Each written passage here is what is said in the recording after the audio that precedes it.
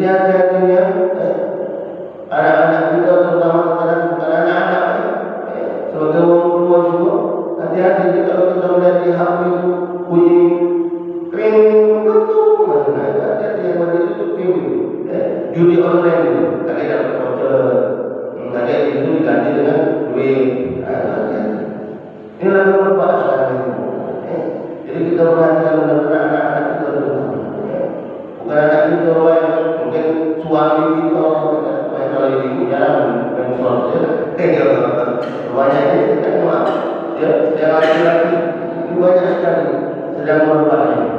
Apalagi karena itu ya kita bersama-sama sekali lagi menjaga benar-benar memperhatikan benar-benar. Bukan tak boleh kita main HP, bukan tak boleh kita main HP, boleh kita main HP karena itu teknologi. Tapi jangan sampai karena HP tadi menjerumuskan kita nanti dimasukkan ke dalam neraka. Kenapa?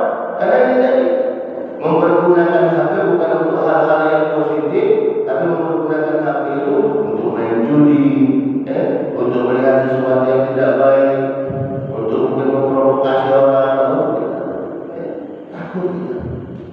Kenapa ini bisa terjadi? Orang-orang itu bisa terjadi asik main game itu karena tidak dibentengi atau tidak dekat selalu kepada Allah Subhanahu Wa Taala. Sholat jamaah belum terjaga kan? Karena ketika orang itu sholat sudah terjaga, maka insya Allah akan timbul rasa Allah dalam diri kita. Selalu diawasi, merasa diawasi oleh Allah Subhanahu Wa Taala. Dan ketika orang sudah selalu merasa diawasi oleh Allah, maka akan timbul rasa khauf dalam diri kita, rasa takut. Ya Allah, kalau aku lagi main ini, main game atau main judi online ini, ya Allah, bagaimana ketika aku diminta pertanggungjawaban saat aku nanti kembali kepada-Mu, ya Allah?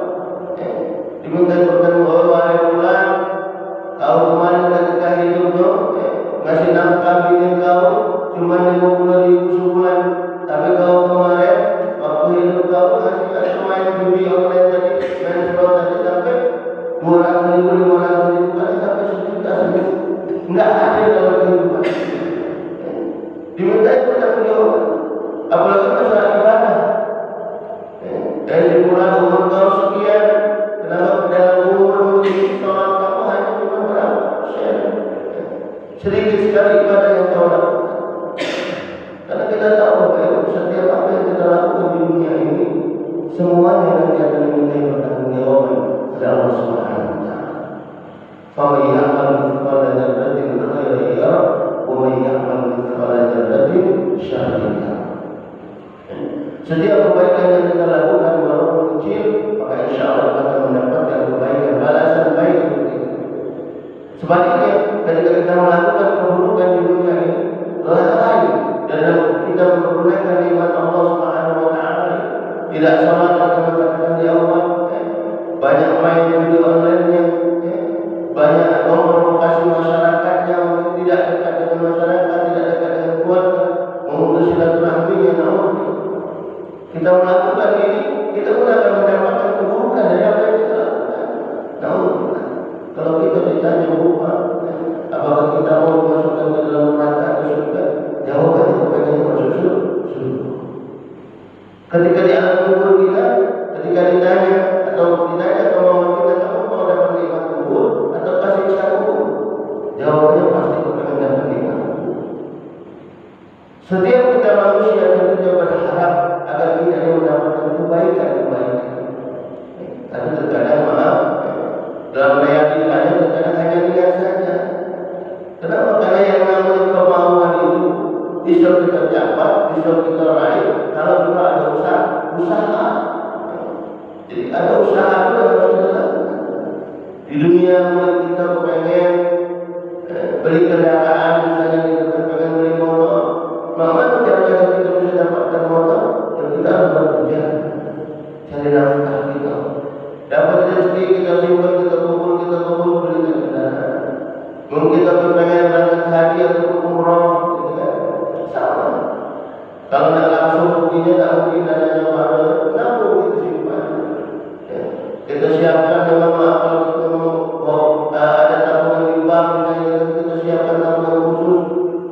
Walaupun itu lampunya tidak sampai 1 juta, 2 juta, tidak apa-apa. Kita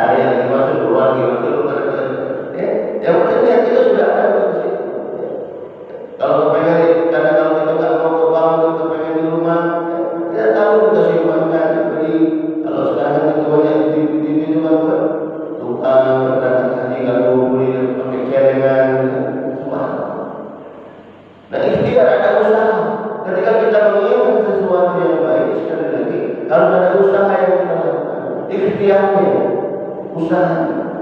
Insya Allah ketika kita ada ikhtiar untuk meraih itu, maka insya Allah, walaupun mungkin agak lama, agak susah, biar bagaimana Allah Ta'ala mengatakan wa man yazdadu illa ba'da. Sesungguhnya kenikmatan itu, kebahagiaan itu bisa kita dapatkan setelah kita berupaya-upaya terlebih dahulu. Berupaya-upaya usaha. Sama juga saat ini kita duduk di musola kita ini dari rumah, gitu, kalau kita berpikir rumah dari rumah baik, dingin, dan beratnya sakit, malas. Kalau kita ikut ego gitu, tapi kalau kita berpikir ini aku di jalan-jalan ke musola yang ibadah, apalagi ada kesempatan saat ini, ada tausiah bersama, kita bersama-sama saling mengingatkan. Ada majelis ilmu saat ini kita bismillah datang. Walaupun sudah, tapi insya Allah langkah kaki kita hadir di tempat ini dalam majelis ilmu ini, subhanallah, dicatat seorang kebaikan kepada Allah Subhanahu wa Ta'ala.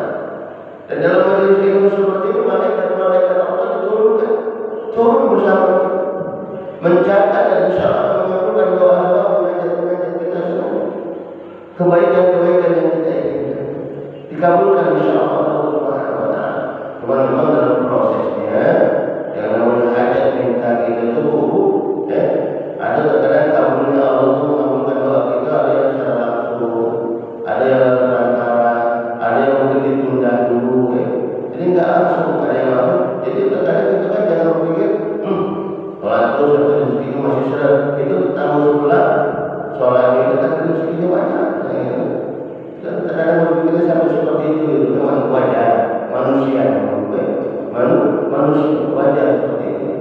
Tapi kalau kita kembalikan kepada keyakinan kita, keimanan kita, maka insya Allah kita akan kembali lagi kepada Allah Subhanahu wa Ta'ala. Kembali lagi. Karena kalau sudah kita mengaku percaya kepada Allah, maka insya Allah apapun yang Allah berikan kepada kita, maka insya Allah itulah yang terbaik untuk kita. Jadi sekali lagi, apapun yang Allah berikan untuk kita, baik itu mungkin maaf atau kita susah, tapi itulah yang terbaik dari Allah untuk kita. Kenapa? Karena Allah itu Maha Tahu dengan diri kita. Oh, si fulan ini kalau kita langsung dikasih rezeki yang banyak, ini bakal kakek jadi kufur nikmat. Oh, si fulan ini kalau langsung dikasih rezeki yang banyak, kakek jadi orang sombong, tidak ibadah lagi, tidak gelak sholat lagi. Allah tahu itu. Makanya bisa jadi ketika kita mengharapkan sesuatu yang baik, mungkin agak ditunda dulu sedikit ngasihnya. Tapi yakinlah itu pasti akan diberikan oleh Allah Subhanahu wa Ta'ala. Kalaupun tidak di dunia, nanti setelah kita kembali kepada Allah, maka akan Allah berikan kebaikan. Ganjaran kebaikan yang kita lakukan ini, walaupun kecil. Jadi Allah Subhanahu wa Ta'ala mengatakan, "Man 'amila shalihan min dzakarin wa untha wa huwa mu'min, falanuhyiyannahu hayatan thayyibah wa lanajziyannahum ajrahum bi ahsani ma kanu ya'malun."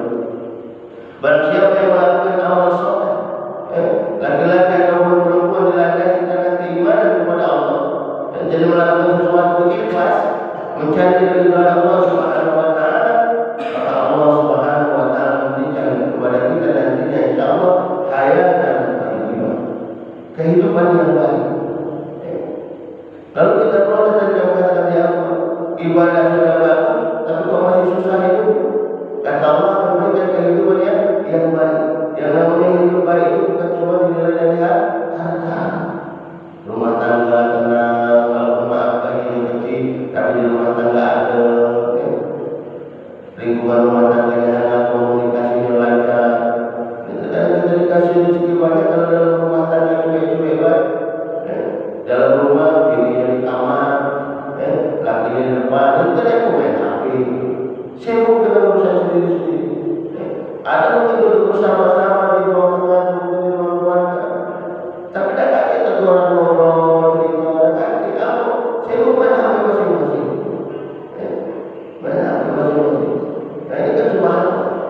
Kondisi yang seperti ini kan walaupun maaf tadi rezekinya banyak, tapi dalam komunikasi dalam keluarga itu tidak akur, tidak bahagia, itu juga masih kurang bagus.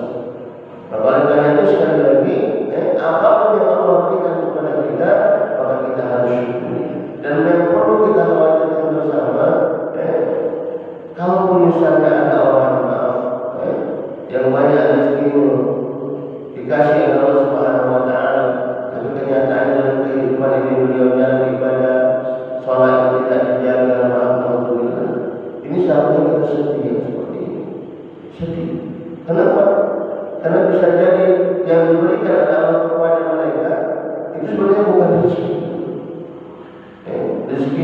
sesuatu yang baik yang diberikan Allah untuk itu baik. Kalau kita dapat itu baik itu.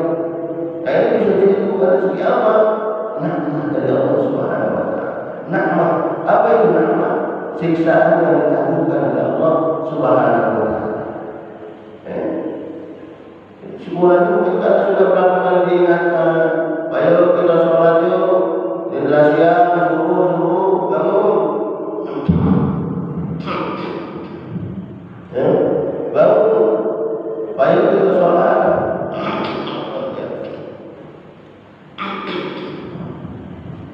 Lalu kita tidak melakukan sholat, bulan itu lalu tidak sholat, ayo sholat dulu.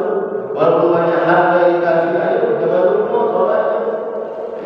Jangan, kenapa? Itu tadi, jangan sampai harta yang Allah berikan kepada kita ini nantinya bukan menjadi membawa kita bahagia, tapi malah membawa kita menangis ketika kita kembali kepada Allah. Karena kita tahu yang namanya rezeki harta itu nanti akan dipertanyakan oleh Allah. Dari mana kau dapat harta itu, kemana kau pergunakan? Kita. Kalau kita dapat harta yang maaf sudah tidak bagus, tidak mendapat ridha Allah. Kenapa? Karena tidak diiringi dengan ibadah kepada Allah Subhanahu wa taala selama terjaga. Dan tentunya bisa jadi yang didapatkan ini tidak mendapatkan keridhaan dari Allah. Dan ketika harta itu tidak mendapat ridha, maka keberkahannya kurang. Makanya terkadang mungkin ada di antara kita tentang kita yang gajinya besar, kadang gitu kan, tapi itu kok gelisah terus, gelisah terus. Banyak yang datang, tapi sirkulasi itu gaji itu dia separuhnya. Misalnya gajinya mungkin cuma taruhlah 700-800 ribu misalnya itu kan seminggu sebulan, tapi hidupnya tenang, keluarganya aman-aman, anaknya sekolah biasa, walaupun gaji itu tidak sekolahnya biasa, hidupnya biasa tenang. Kenapa? Dia tidak yang sedikit itu bisa jadi insya Allah mendapatkan keberkahan dari Allah Subhanahu wa taala. Karena sedikit kalau mendapatkan berkah dari Allah, maka insya Allah yang sedikit itu bisa menjadi cukup buat kita semua. Nah, oleh karena itu dalam kita mencari rezeki, menjadi harta ini kalau bisa jangan cuma nyari banyak yang baik, tapi bagaimana kita mencari keberkahan dari Allah Subhanahu wa taala. Bagaimana agar harta itu mendapatkan keberkahan dari Allah? Itu tadi jalankan perintah Allah Subhanahu wa taala.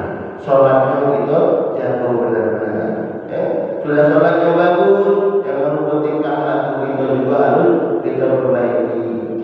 Karena terkadang ada orang yang salatnya bagus, tapi akhlaknya dengan tetangga, akhlaknya dengan keluarga masih tidak bagus. Masih galak atau sombong, merasa diri paling hebat, merasa diri paling kaya, merasa diri paling pintar. Padahal salatnya bagus, tapi akhlaknya tidak terjaga. Nah ini yang hati-hati. Karena iblis la'anatullah itu syaitan pintar. Ketika si fulan ini tidak banyak digoda lewat ibadahnya, dia digoda lewat yang lain, cara yang lain. Dia tadi dipuji